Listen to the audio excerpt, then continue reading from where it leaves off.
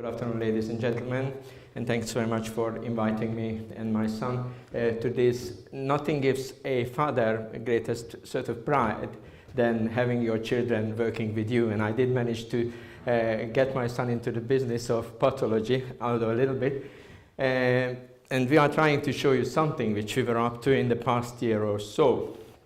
The title of the talk is about virtual and augmented reality in pathology, and probably you think about sort of, Keith showed us that this one is in the sort of disillusionment stage of development. Why on earth am I going to talk about it? I try to highlight it. What's the content of the talk today? I will give you a few pointers about what is digital pathology, what was certainly in the past, and trying to explain my credentials, why on earth I'm getting here.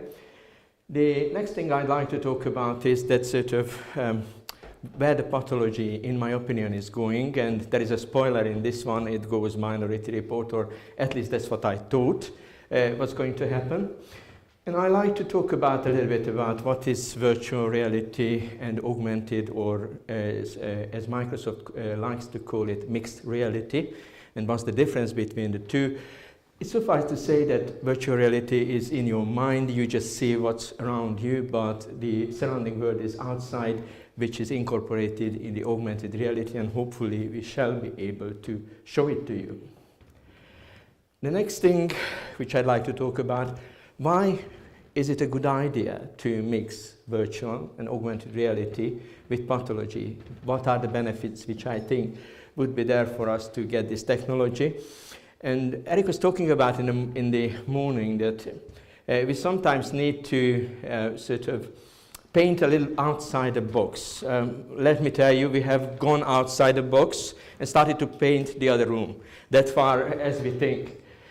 Because the technology what we are talking about is holographic augmented reality, which is one particular branch of augmented reality, akin to the technologies what you see in the HoloLens, and obviously the Meta 2, which we are showcasing today.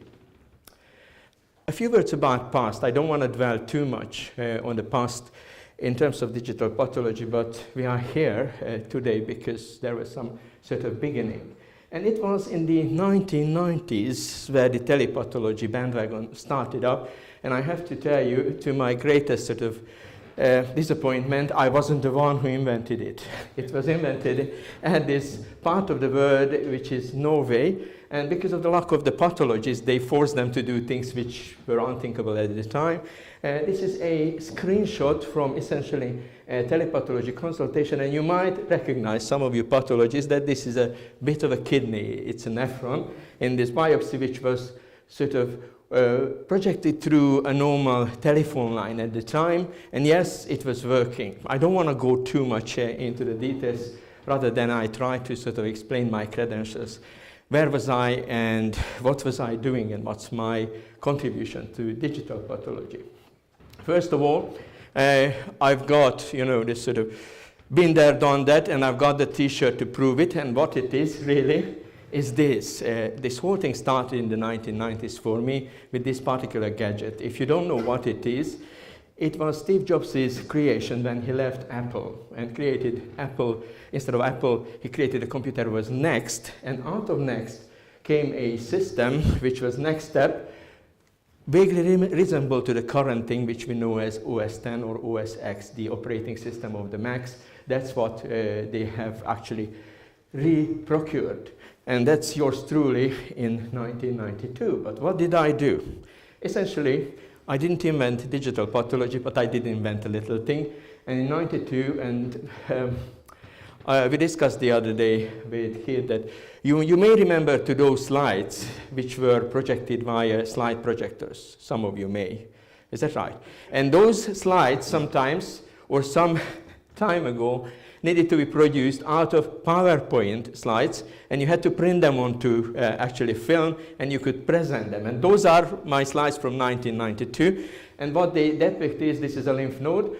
You may remember, you may recognize, this sort of a germinal center. And what I did at that time, I grabbed some images from this Next computer's live video feed and used the world's first digital signal processor to actually stitch together 4 images, and that's in the making it's just 3 images, and that's the 4th one coming in, and that was the resulting image. And that was probably the first thing when we started to do a bit of stitching together images to get a slightly better resolution. Anyway, all that said, I made a prediction at that time, and again, this is one of the same slide deck, which says, VR histology, how cool I was at that time. Most important feature, it gives you the feeling of microscope browsing. Additional features, direct data access, image analysis, measurement, and access to other diagnostic data. Okay, 26 years ago. I think it's pretty remarkable, isn't it? Anyway, taking away the whole sort of edge of the digital pathology world, I just show you a little shot which I've sort of shot last night to illustrate where are we with digital pathology. This is a computer, it's a 2-in-1, it's a HP Spectre, and you can see it, sort of how do I do my diagnostics at the moment. I just go to the computer, get to the digital slide, and that's the simplicity which I like. For digital pathology, you can use the same kind of technology you use on an iPad. Obviously, this is a slightly different setting, but this is possible. You can see the details where it's going. This is not science fiction. This is not a sort of rocket science technology. This is inexistent, and that's what we use every day. All that said, it's a 4K touchscreen. That's what it is, what you have to have in order to achieve that kind of beauty in pathology. Okay, what is the present thing which are evolving at the moment? We need to talk about the 2 things which are the subject of the talk, which is augmented and virtual reality. I used the definitions from Wikipedia shamelessly, and it tells us that virtual reality is a scenario which is generated by a computer which essentially simulates a realistic experience. You've probably seen games when you sort of hang on to the cliffs, or you have got this roller coaster experience. All of it is existing in the computer's creation, in the computer-generated world. You are inside and immersed in this particular world. But what is about the augmented reality? It's probably a subversion of this sort of virtual reality environment. However, it actually creates an environment where the computer-generated truth is mixing with your real life and real environment, and you will see it hopefully soon. This is achieved by a very simple technology. A video feed generated by the computer is overlaid about your sort of usually a semi-transparent glass, and you will see certain things which nobody has seen before. Okay. The virtual reality term didn't quite sort of raised its ugly head until the 1990s. That's a very good tool, the Ngram, if you want to figure out in the literature different terms, when did they surface, how they have been used. It's a nice Google tool, and it turns out to be that probably in 1992-ish, exactly at the time when I started to use it, it's got into a very, very big peak and became a very well-used phrase. But it still doesn't explain why on earth we are here. And it needs a little sort of background story to go with it. Essentially, a year ago in Glasgow, and the ISDP, I was invited to talk about a topic of my choice. And out of the 3 things I suggested, the conference organizer selected the digital pathology, augmented reality, virtual reality, beyond Star Trek and Minority Report. And I went there, and we have done some stuff. Okay, that's me showing some of these digital technologies, and this is not a gas mask. This one is the sort of augmented reality or virtual reality glasses, Oculus Rift, and the participants are trying the virtual reality pathology things which you are coming up to. And unfortunately for me, I finished my presentation with this slide, which showed the potential within the technology, and that's why we are here today. Because what we can do if we go out of the virtual reality technology and we mix up Unity, which is a game engine, with some realistic human rendering and some pictures, WSI slides, augmented reality, and virtual reality, we will end up with something interesting. And that's culminated in San Diego in February 2018 when we showed us the first thing. Unfortunately, we have got just sort of Twitter pictures out of it But what we can show here is we created a virtual desktop which can be manipulated by hands. We created this same thing on a digital pathology. I will show some of it to you later today. We created a three-dimensional model of skin which, like a planetary system, you could walk into and you can move around. And we created the world's first holographic three-dimensional interactive patient who had skin lesion, a melanoma on her hand, and you could actually look at it through your virtual dermoscope. All of these things was only possible, or were only possible, because digital pathology itself is good. Just to recap, what we would like to achieve in digital pathology, why we think it is good. I try to put it together just to remind us. Low power image never looked so good. You can have as big image as you want, and actually our eye resolution is not the limit to this particular image to absorb, and you can create almost a wall-like experience with low power images. The widest times 40 field ever, which we can have in pathology. Again, this is a times 40 lens equivalent on a 15-inch. It's a tiny, just like a computer monitor screen. That's what we have. And if you want to compare it with our microscope field, this is your microscope field. We have got a slightly wider view, and we have got a big telly for us to look at. In addition, you don't have to bother with focus. With microscope, you tend to focus almost continuously all the time, but you don't have to do with digital pathology, and you can appreciate the prickles in the squamous epithelium, and the details are just mind-blowing. And obviously, you can do your pathology practically from almost anywhere, in any particular way. I wouldn't accommodate that you do that. I don't want to do it on my holiday, but the possibility is still there, and if somebody wants to reach me for a differential diagnosis or a second opinion, it's still possible. And obviously, the technology is able to use some stuff which is not possible otherwise. You can compare, contrast, overlay, co-localize, and move slides. We are up to 9 slides together, which you can stack on top of each other. With the alpha, you can see the slides like radiologists flicking through the cross-sectional imaging, but also they are synchronized automatically. Almost all the vendors now are able to produce this kind of technology for us. And also, this one is, I think, the interesting part is the 2011. That's when we have done it. And as far as from Seattle, Dr. Ricotti and Dr. Caray, Dr. Souza from Texas, Patrick Emmanuel from N.Ireland, somewhere around the New Zealand area, and he was running from his laptop essentially on battery power. And myself from the UK, we had a teleconference in 2011 using digital pathology slides with co-control with each other. We passed on the control of the digital slide and discussed the case live at a scientific conference. What is the future?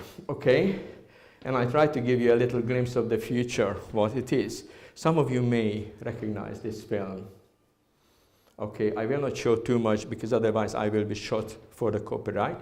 But you probably recognize this is the film with Tom Cruise, and Tom Cruise is essentially sort of a maverick on his own way, but this technology was featured in the film, I think it was around 2000 or 2004, Minority Report. And we can stop here for a moment.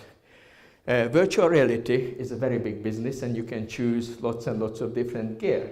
From Vive Pro, Oculus Rift, Gear VR, PlayStation, even Apple is playing the game, but I'm not sure whether this is augmented reality or really augmented retail. Okay, let's go into the AR, VR in pathology. Is there a place for it? Obviously, you need quite a lot of things to establish yourself as a virtual reality pathologist. First of all, you have to buy a headset which is retailing about £400 in the UK, probably the same in dollars in the States. And you have to have, unfortunately, a very high performance computer, which means essentially a gaming computer. Everybody can have a justification for having a gaming computer as a work tool at home. Obviously, you need some software to run it on, and you need a game controller. These are the ones which we were using with the Rift, and a bit of space you need to have to move around. The computer requirement later on a bit sort of demolished because the big computer can be replaced with the one which we are using today, which is a Asus Zephyrus ROG gaming computer, which has got enough, hopefully, graphical power to actually to power our headsets. And the histology in virtual reality is really reality now. You can use different viewers, what the providers are giving to you. You don't have to have any other technology. The best ones are usually vendor independent, and you are able to look at different vendors' images within it. Also, you have to work in, or you can work in a pathology, virtual pathology cockpit, meaning all of your favorite applications, including your dictation software, your LIMS, can work in the very same space. And also, you can customize it to your liking, which I think is the greatest benefit of all of these virtual and augmented reality sets. Where are we with this? Obviously, life is not full without having the best radio station ever, which is the WII-FM, which means, what's in it for me? You have to decide what you want to get out of digital pathology, and I listed some of the advantages. Obviously, peace of mind, you don't have to worry about any of the kits and equipment, microscope, servicing, mouse, computer, hopefully. You've got the best seat of the house, you will see the viewing angle, and everything is perfect. If your UI is sorted out, you haven't got a steep learning curve. And obviously, you can be as unique, you can have a system which is as unique as you are. And for the barcode monitor feeling, you don't have to break the bar and the bunk, because what you have is a very high resolution, something in front of your eyes. Okay. The disadvantages, it's quite expensive. It's not that true anymore. You don't have a direct contact with your surrounding world. That's a bit of a problem. Essentially can cause motion sickness, and not all of the people like it, and they find problematic of the use, and really probably you don't want to wear these virtual reality headsets all day. Okay, a very short video to show to you from the Glasgow presentation that's how it looks like in virtual reality. That's what you see, the glasses, through the glasses. It's relatively smooth running operation, very good quality video feed. And also I stacked up on the top of it the Dragon, which is the dictation module, and also a mock patient patient limb system, where you can dictate directly off the screen whatever you do while you are doing the pathology assessment, which I think is very important in the life of the pathologist. Don't have to switch between the systems. And what about augmented reality? And that's where we need to stop for one moment. And we would like to show it to you how the augmented reality will work, or in our opinion, how it would work. You need one of these augmented reality headsets. This one is a Meta 2, which is essentially, for all sense and its purposes, it's a glorified monitor. It's got this sort of semi-transparent lens, which is acting as a holographic projector for me, and hopefully to project something in front of us which we can touch. This one is how shall I say, what Apple called an 10S. There's sort of a 10S version. It's an S version, because we needed to do some modifications to this. This is the normal sort of glass, and this thing on top is a purpose-built holder for another equipment, which is the Leap Motion controller. This enabled us, and through the work of my son, most importantly, to actually follow and have our hands tracked real-time in motion-wise, and hopefully we will be able to see what we can do with our hands. This technology was paired together, and if all of this works together, even then, let's try to put this one on. So many microphones, it's too much. And what we need to do now is we need to hopefully not trip over the wires to start with. And I get this headset on my head. And what we need to do is, the next step is actually train this headset to the environment, because I can see you, and whatever I'm doing, it will be put into this particular environment. And if we set up the initializing routine, and hopefully you will be able to see it on the screen, not this part, but later on. And now it's calibration time.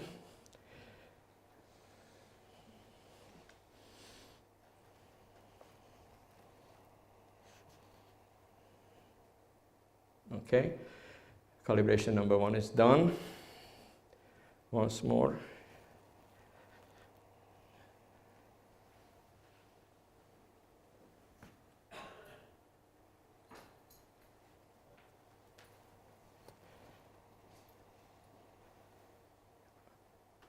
Okay, I'm trying to hold my head still. It's all fine.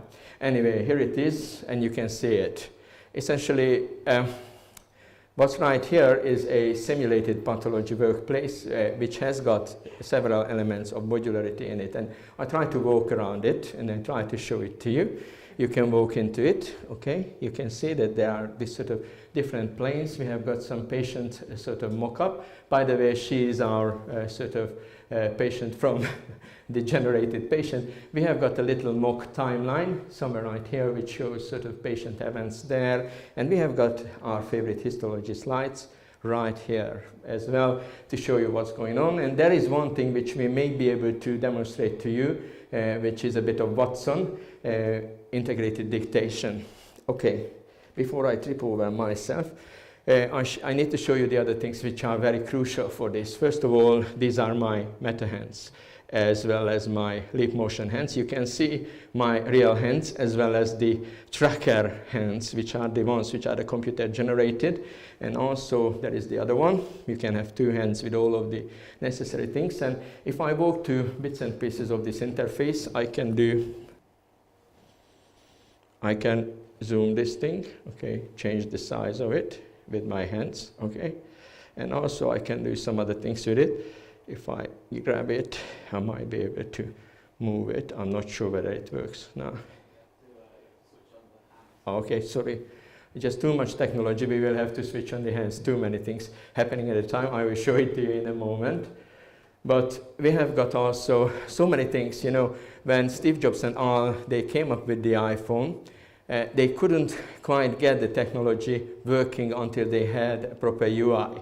And we are at completely uncharted territory here because we don't know how this thing works. We don't have the 3-dimensional equivalence of the slide zoom, but Ferenc has came up with some ideas, and you may see it in front of me, how a user interface may look like. Okay, let's try with one.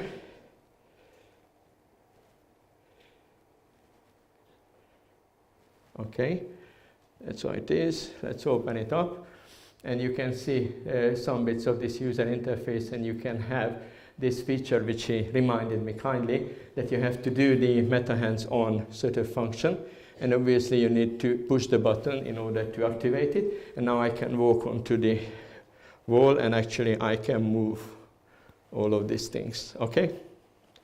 Probably you can see it, or I can't see it from the eye, but I can move all the parts of the interface throughout with my hands. Obviously I have got some more cubes for you as well, which you can sort of get just judging the distance. I can put the interface at different places. You can see it's still, this one is still there, the other one is still here. It's a bit more complicated interface, which shows us some features which are related to this digital slide. What we can do with this one is, obviously you can zoom out, and we can, if I find the right way, you can zoom in onto the slides very easily, or we can rotate it. We made the rotation and everything a little bit easier with these buttons, otherwise we end up chasing my hands as well. You can actually move around a little bit more with the slides. You can select the slides, one of them, and there will be something more which I will show you a little bit later. Coming back to the third piece of my user interface, which is, I need to sync my parts. Let's put it somewhere here, okay? What we can do with this is essentially, probably if I can push this button right, we can scroll the timeline in this window. And also I should be able to interact with this sort of holographic thing and getting up some of the sort of labels to this particular element, which I put my hands over it. You can see that it interacts, and I should be able to get the patient data reviewed. Okay. Roughly, these are the elements which we are sort of building our user interface for the virtual reality. And to give you an idea about how good the quality is, I'm just moving a little bit closer to it.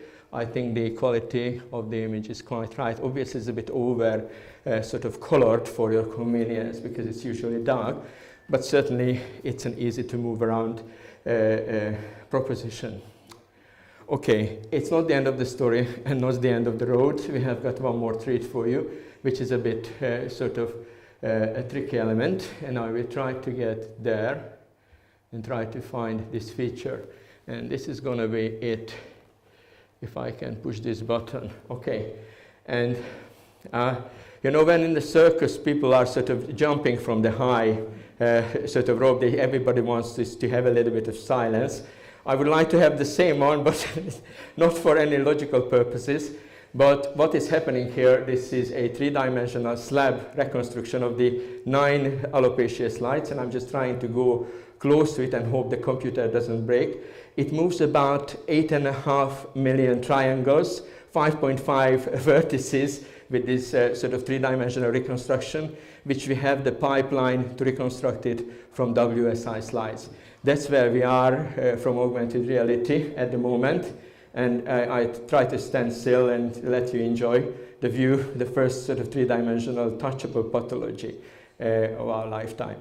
I think that's very quickly all of the demos. I will not attempt invoke Watson because he's temperamental a little bit, but certainly what we introduced, we have got digital dictation integrated into this workflow using the Watson engine. Why augmented reality is good for digital pathology? There are good points. Obviously, you can remain in contact with your environment. It's less likely to cause disorientation. I was able to see you all the time, and I wasn't sort of tripping over all the time. Oh, that's all right.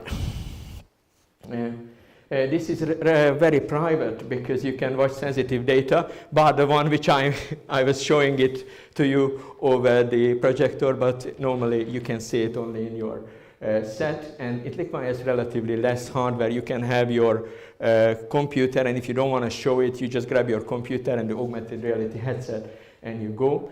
Also, we showed you elements of a framework of a pathologist workstation which you can configure to yourself, and in theory and literally you could be connected to any of the LIMSs.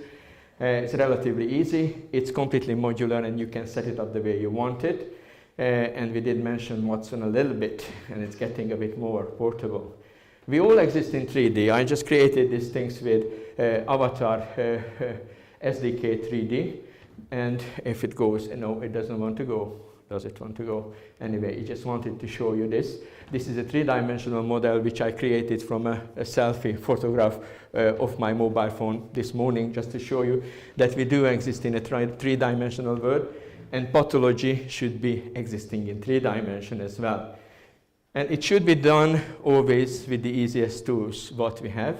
And using the oldest user interface, we are very capable of using for a long time.